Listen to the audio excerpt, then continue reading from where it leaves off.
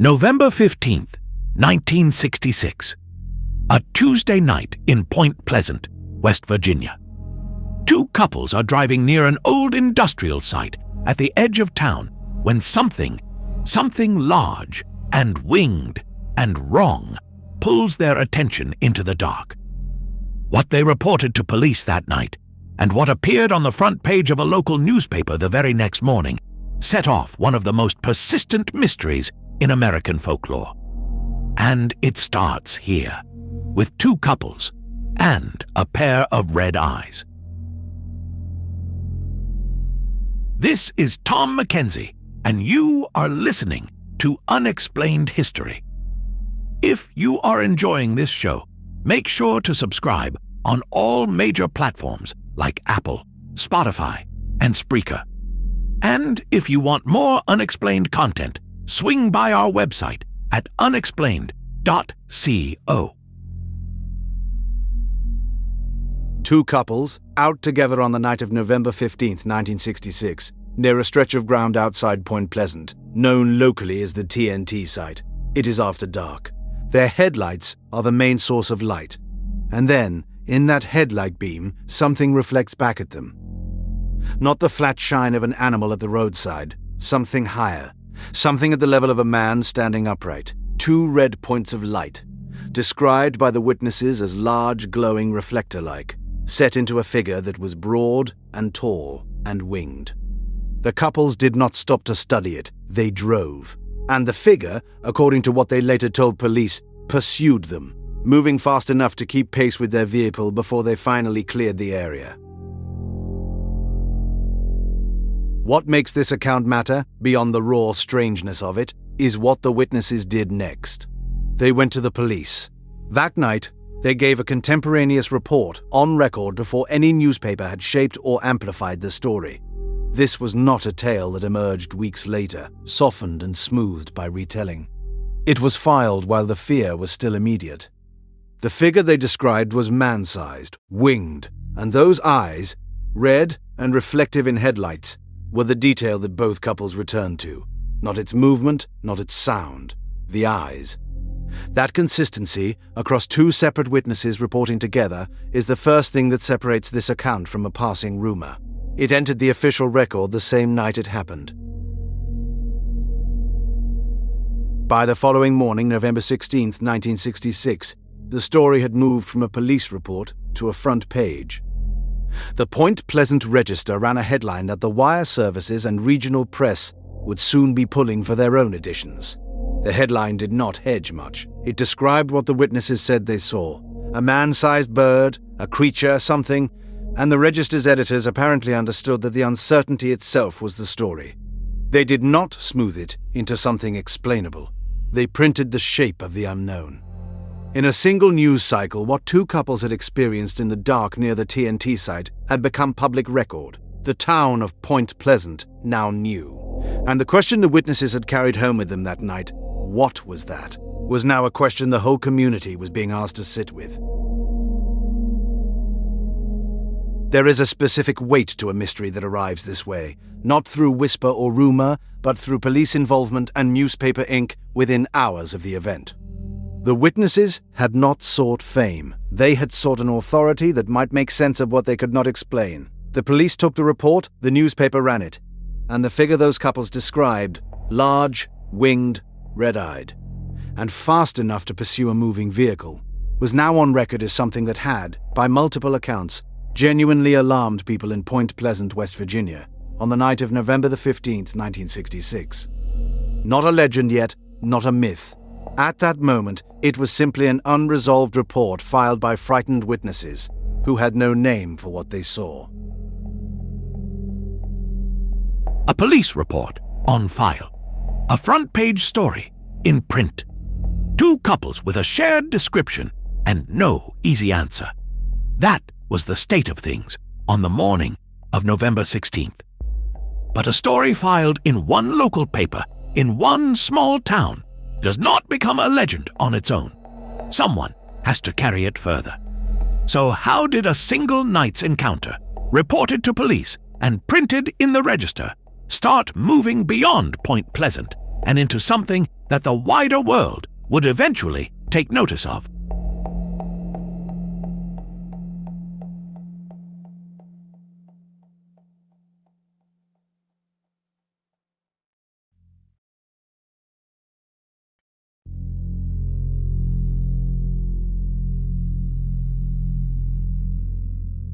That first front page changed something in Point Pleasant. Once a story like that lands in print, once a community sees its own fear reflected back in black and white, the question shifts. It's no longer just about what two couples saw on one night. The question becomes, who else saw it? And what happened when the reports kept coming?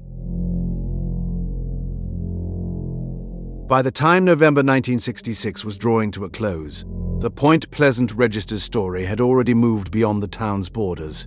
Regional press outlets picked it up within days of that initial November 16th publication. And with wider coverage came something the original witnesses could not have anticipated.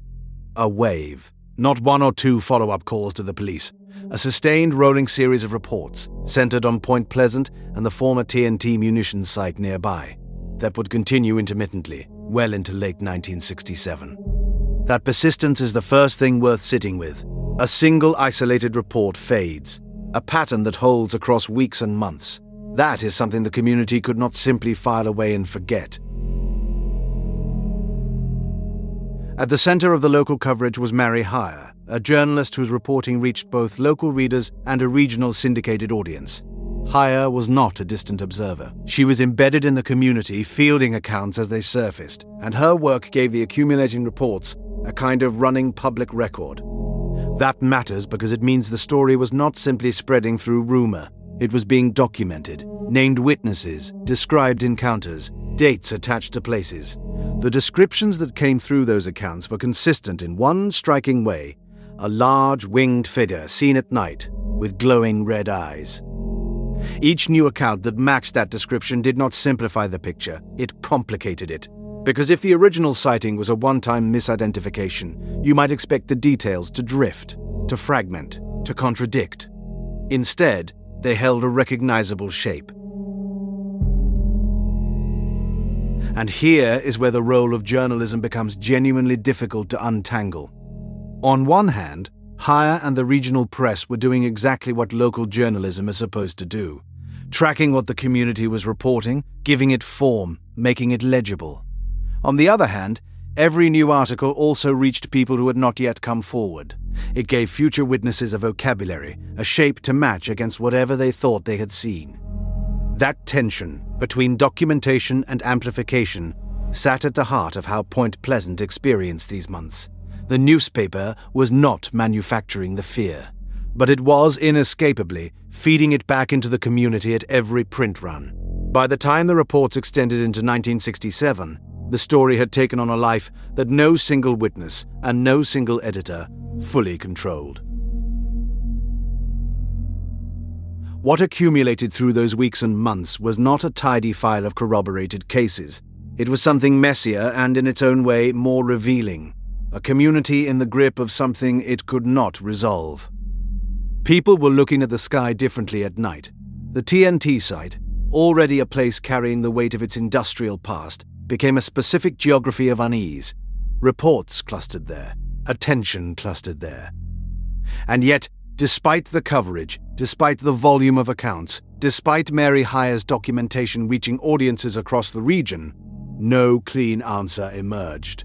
The wave of sightings did not produce a photograph, a physical trace, an official determination. It produced more questions circulating further and further from the original night in November. A community's fear, once it finds a name and a shape, does not stay local. Point Pleasant was learning that. A wave of consistent descriptions, sustained over months, amplified by a press that was both recording and reshaping the story. That is the environment the subsequent witnesses stepped into. So when new sightings began adding details that didn't fit the original pattern, details that complicated rather than confirmed, what does that do to the case? That's where we go next.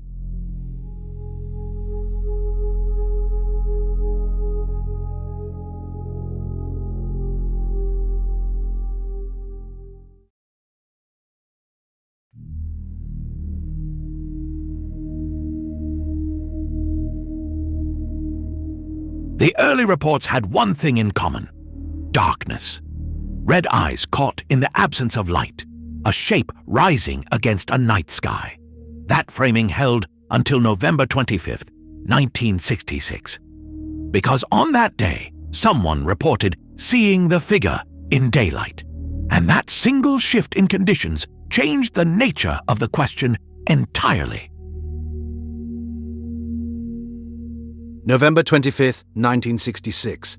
A man named Tom Urey reported an encounter along Route 62. Not at the edge of night, not under ambiguous dusk, but in the open light of day.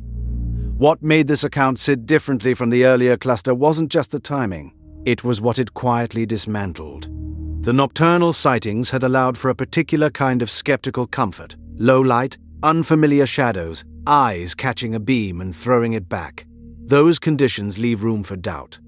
Daylight does not offer that same room. And yet here was a reported encounter on a known road, in conditions that should have stripped away the ambiguity. If the figure's most striking feature, those reflective reddish eyes, had been an artifact of darkness, of eyeshine caught at the wrong angle, then daylight should have made identification simpler, not stranger.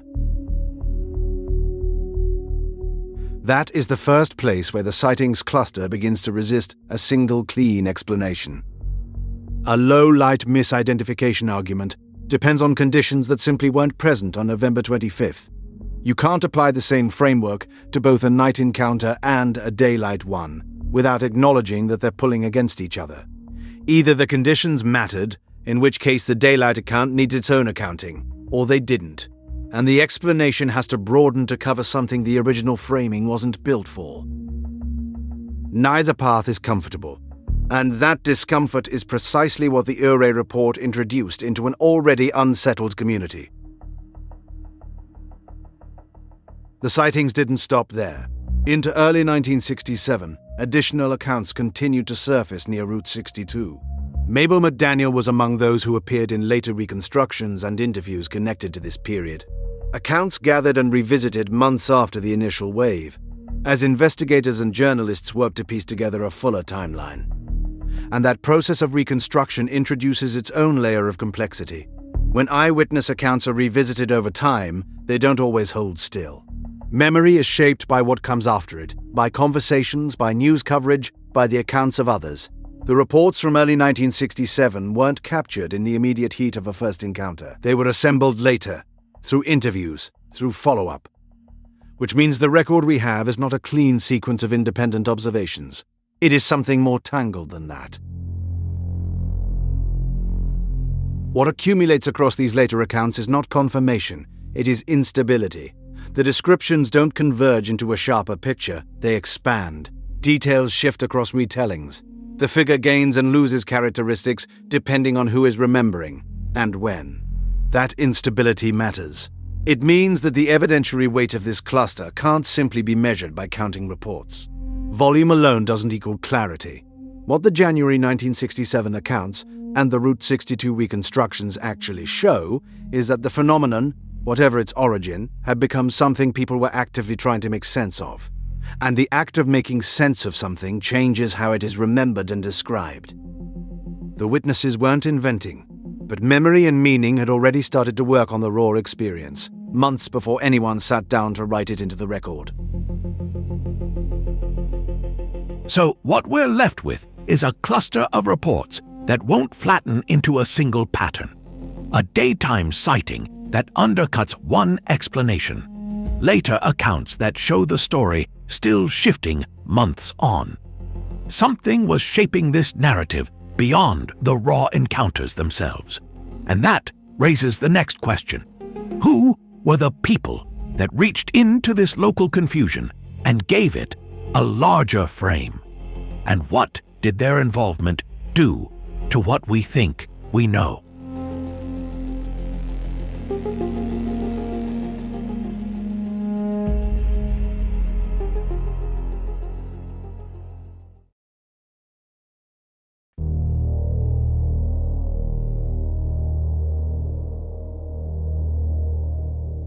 The sightings themselves were strange enough, contested, unresolved, and spreading through Point Pleasant, with a momentum that local reporters could barely keep pace with. But the story didn't stop at the county line. What happened next is how a regional mystery gets transformed into something else entirely. Something with a mythology attached to it. A set of meanings layered on by a single, very deliberate hand. In 1975, nearly a decade after the first reports emerged from Point Pleasant, an author named John Keel published a book called The Mothman Prophecies. And with that publication, the story crossed a threshold it had never crossed before. Keel wasn't simply retelling the sightings, he was reinterpreting them, connecting them to UFO lore, to Men in Black legends, to the idea that the creature and the strange events surrounding it weren't random, but were instead part of something prophetic, something that preceded disaster. That reframing matters enormously, because it fundamentally changed the kind of question people were asking. Before Keel, the question was, what did those witnesses see? After Keel, the question became, what was it warning them about? Keel's framework wove the Mothman into a broader tapestry, one that included unexplained aerial phenomena, mysterious strangers who allegedly silenced witnesses, and an atmosphere of dread that he positioned as building toward catastrophe. The sightings, in his telling, weren't just anomalous, they were omens. That interpretive leap is where the local and the paranormal fused into something far harder to disentangle. Because once a symbol acquires prophetic weight, the evidence beneath it gets read differently. Every strange detail becomes meaningful. Every gap in the record becomes suggestive rather than simply incomplete. This is the stakes of Keel's contribution. Not just that he wrote a book, but that he supplied a lens, and that lens proved extraordinarily durable. Then in 2002, a film adaptation of the Mothman Prophecies arrived for a national audience. Where Keel's book had reached readers already drawn to paranormal literature, the film reached millions of people who had never heard of Point Pleasant, West Virginia. People who would now encounter the Mothman not as a puzzling regional report from the 1960s, but as a cinematic occult mystery, atmospheric and foreboding. What the film gave audiences was a feeling, the sense of a creature that doesn't merely exist but presages. An entity bound up with tragedy, with the uncanny, with forces that human observation can barely graze. And that feeling, once embedded in popular imagination, proved just as persistent as Keel's original framing. The story that had begun with people making phone calls to the police in a small West Virginia town had, by the early 2000s, become a nationally recognized legend, with its own symbolic grammar. What's important to hold on to here is that neither Keel's book nor the film adaptation invented the original reports. Those reports existed. People made them, police lobbed some of them, newspapers covered the wave as it happened in 1966 and 1967. But the meaning assigned to those reports, the connective tissue between sightings, prophecy and catastrophe, that was constructed afterward, shaped by one writer's framework and then amplified by mass media into something that displaced the messier, more uncertain original record. The paranormal and prophetic interpretation became, for many people, the only version of the story they ever encountered, and that itself is a kind of evidence of how powerfully a single reframing can reorganize everything that came before it. So the legend, as most people know it today, is largely Keel's construction, built on real reports, but shaped into something far more symbolic than the original record can straightforwardly support. Which raises the question that has been waiting underneath all of this. What do those original reports actually show when you strip away the mythology and look at them through a more critical eye? Because there are researchers who looked at the same sightings and arrived at very different conclusions. Not prophetic, not paranormal, but grounded in something far more ordinary. And that argument deserves the same serious attention.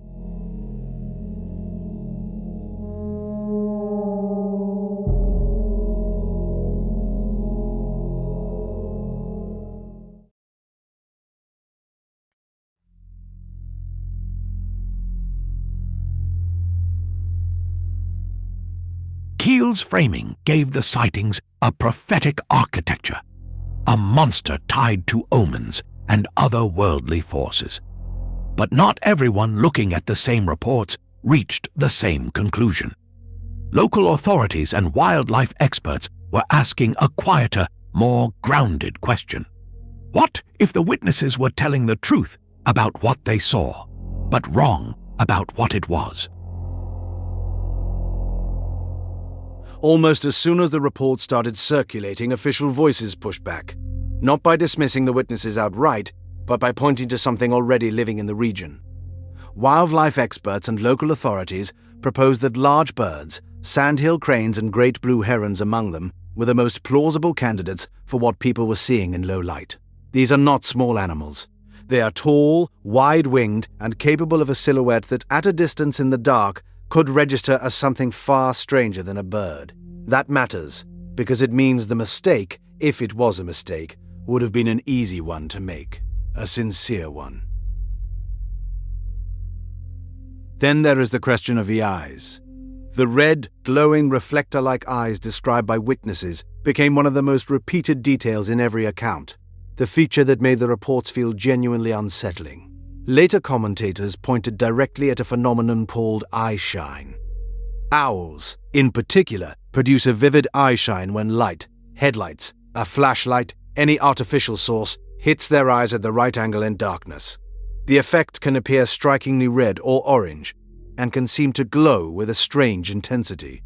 If a large owl was perched or gliding near a road at night, and a car's headlights caught it at the right moment, the result could produce exactly the image witnesses described: hovering red eyes in the dark. Not a monster, a bird, startled and still. Skeptical investigator John Keel examined the Mothman case and identified a pattern that goes beyond any single sighting. Keel's analysis introduced two additional forces that complicate relying on witness accounts: honest misidentification, people genuinely believing what they saw, and the layering effect of hoaxes and social amplification on top of those sincere reports. Once a story gains enough local momentum, later sightings don't happen in a vacuum.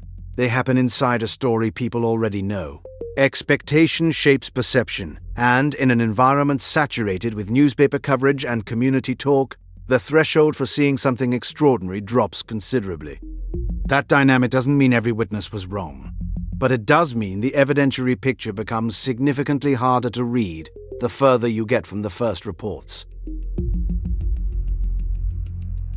What the skeptical analysis establishes is a credible, grounded hypothesis: large birds, eye shine, sincere misidentification, and a social environment primed to amplify every new claim. Taken together, these factors can account for a great deal. But accounting for a great deal is not the same as accounting for everything. The best documented early cases still carry details that the bird hypothesis handles less cleanly: the reported scale of the figure, the described flight behavior, the proximity of some encounters. Rational doubt is the right posture here. The mundane explanation is serious and evidence-led. It is not, however, airtight, and that gap, narrow as it may be, is where the story refuses to simply close. So we have a credible scientific case that stops short of certainty, sitting alongside a community that had already been watching, talking, and repeating these stories for months. Which raises the next question: not what the witnesses saw, but what Point Pleasant itself did with that uncertainty. Because the story didn't stay confined to a handful of roadside reports. It grew. How does a local wave of sightings become something a town holds onto for decades? And what does that process add to the record that wasn't there before?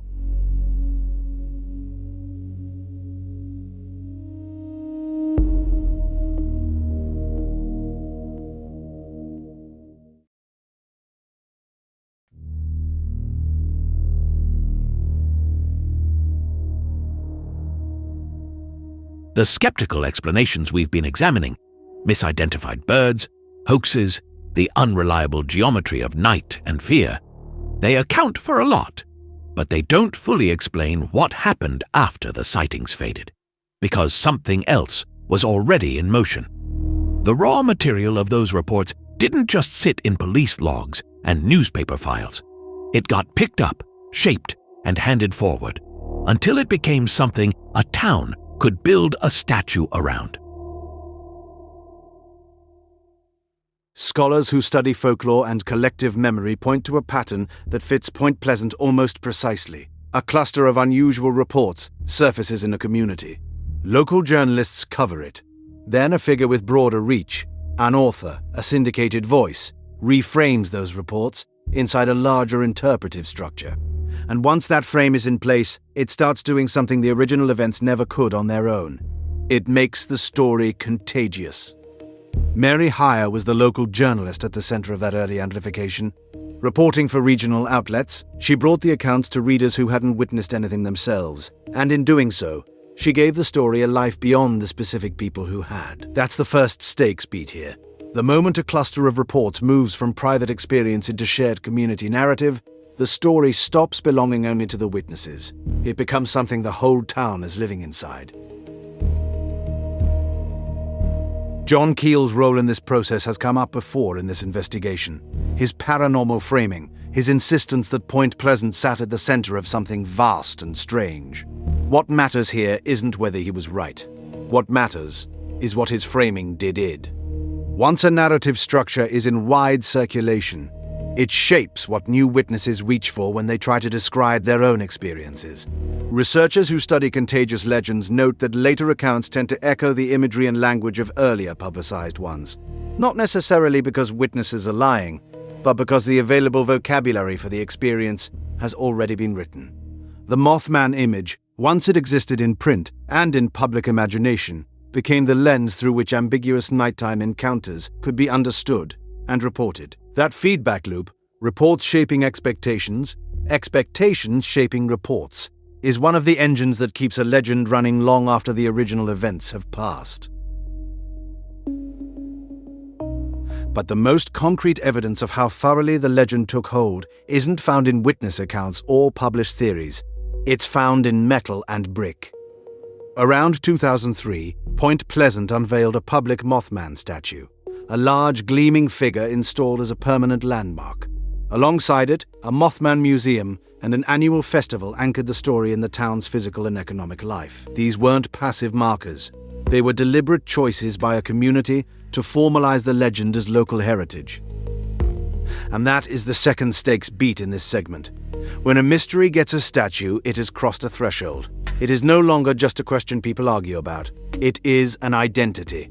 The story of what may or may not have appeared over Point Pleasant in 1966 had become, by the early 2000s, inseparable from what Point Pleasant understood itself to be.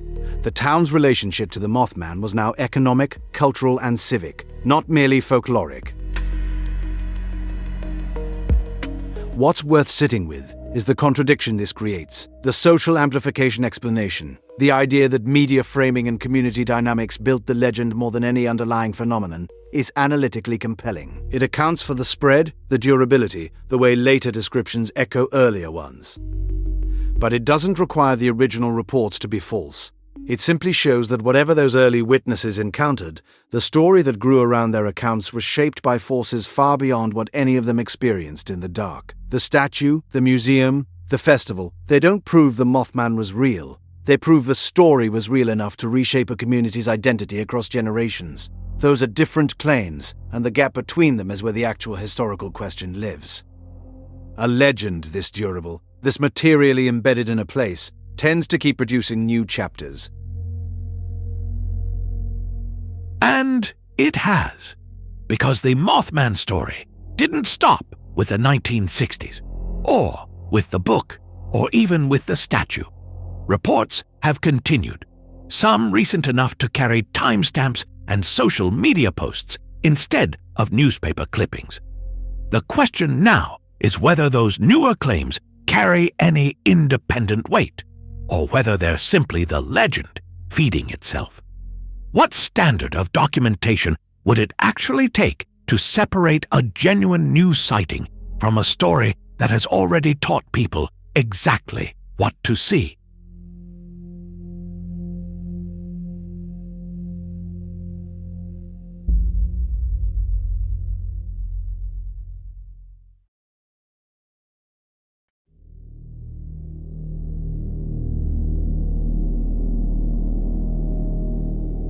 Point Pleasant turned the legend into a fixed address, a place you can visit, a statue you can photograph, a festival you can attend. But the reports didn't stay fixed to that address. Decades after the original wave ended, similar claims began surfacing somewhere else entirely. And that raises a question the tourism economy can't answer. When a legend travels, does the phenomenon travel with it? Or does the story simply find new hosts? Starting in the 2010s, researchers and journalists began identifying a separate cluster of winged humanoid reports centered on the Chicago area and the broader Lake Michigan region. Not one or two stray accounts, but enough that investigators were treating it as a distinct wave, geographically removed from West Virginia and separated from the original sightings by roughly half a century. That distance alone matters. The 1966 and 1967 Point Pleasant reports arrived in a world of local newspapers, police calls, and face-to-face community transmission. Whatever was claimed then passed through filters that left at least some contemporaneous documentation behind. The Chicago area cluster arrived in a very different information environment, and that difference is where the evidentiary problems begin.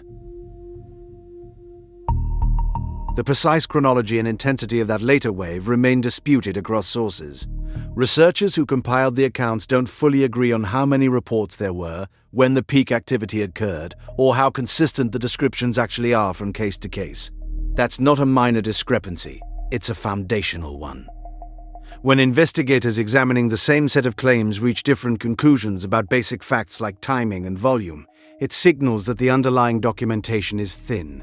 And thin documentation, in the study of anomalous claims, is not a technicality. It's the difference between a report worth scrutinizing and a report worth setting aside.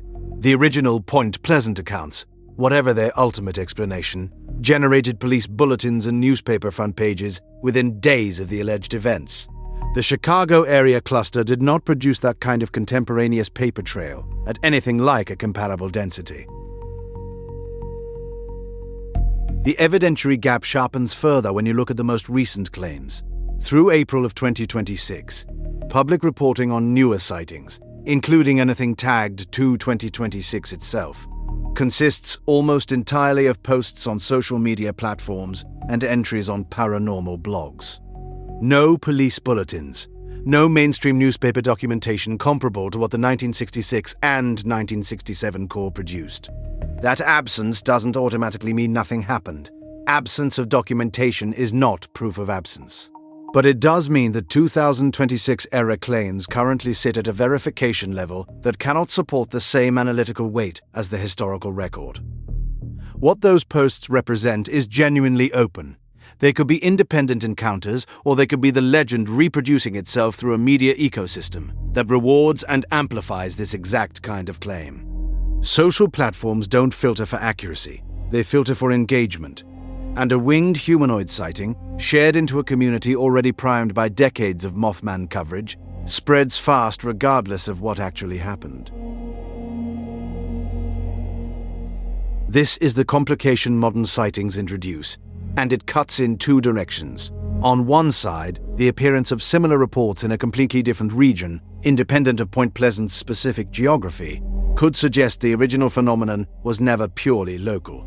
That interpretation exists, and some researchers hold it seriously. On the other side, the Mothman legend is now a fully formed cultural object: books, a film, a museum, an annual festival. It is one of the most recognizable entries in American paranormal lore.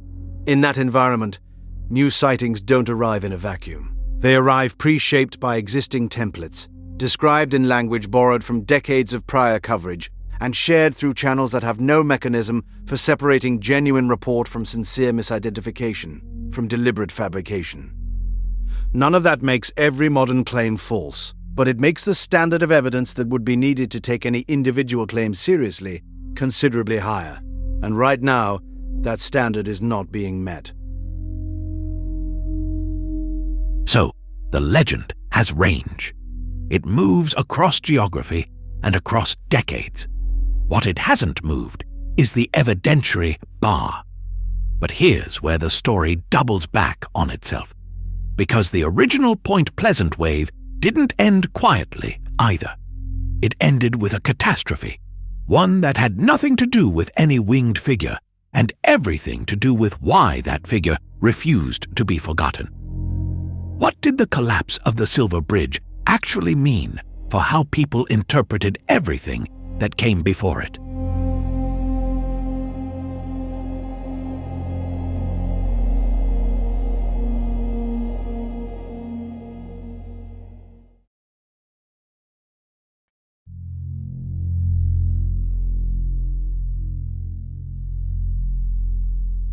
All of the competing interpretations we've traced, the sightings, the skepticism, the folklore, they were still in motion when something happened that gave the whole story a different kind of weight. Not a rumor, not a blurred photograph, a catastrophe with a body count. And whether the Mothman belongs inside that catastrophe or only alongside it is a question that has never fully closed. December 15, 1967. The Silver Bridge collapsed. What had stood as a functioning crossing simply gave way, and 46 people died in the disaster. The loss was sudden, devastating, and immediate, the kind of event that burns itself into a community's memory and refuses to leave. That fact alone, the scale of the tragedy, is what gave the months preceding it a new and terrible frame. Because those months were precisely the months when Point Pleasant had been gripped by sighting reports. The timing is not subtle, and for those who had followed the Mothman accounts, it was impossible to ignore. The National Transportation Safety Board investigated the collapse. Their conclusion was technical and specific. An eye-bar fracture, the result of stress corrosion and corrosion fatigue. A structural failure, developing over time, finally giving way under load. The NTSB found no evidence of external interference, no anomalous cause, no event that engineering analysis could not account for. That finding matters, not because it settles every question people have asked about those 13 months in Point Pleasant, but because it removes the bridge itself from the category of the unexplained. The disaster had a cause. It was documented. It was engineering. But the paranormal interpretation does not require the Mothman to have touched the bridge. That reading operates on a different logic entirely. One of omen, of harbinger, of a presence that appears not as a pause, but as a warning. In that framing, the creature was never meant to be a structural threat. It was a symbol arriving ahead of grief the community did not yet know was coming. Whether you find that persuasive or not, it is worth understanding clearly. The two explanations are not actually competing for the same ground. The NTSB explains why the bridge fell. The paranormal interpretation claims only that something knew it would. Those are different claims, and only one of them is testable. What the collapse did, regardless of interpretation, was permanently bind two things together in the way this story gets told. The sightings no longer existed in isolation, as a strange local episode that faded when the reports stopped. The bridge gave them a terminus, a final note, and that note was 46 people gone. For skeptics, the lesson is about the danger of attaching meaning to coincidence, of letting a real tragedy become the confirmation of a myth. For those who hold the paranormal reading, the collapse is the moment the Mothman stopped being merely strange and became something almost unbearable, a warning that arrived and was not understood in time. Both of those responses are human. Neither resolves what the creature was, or whether it was anything at all. That concludes our investigation into this mystery. I'm Tom Mackenzie. If you enjoyed this episode, please subscribe and leave us a review. And remember to visit unexplained.co for the photos we discussed today. Until next time, keep looking for the truth.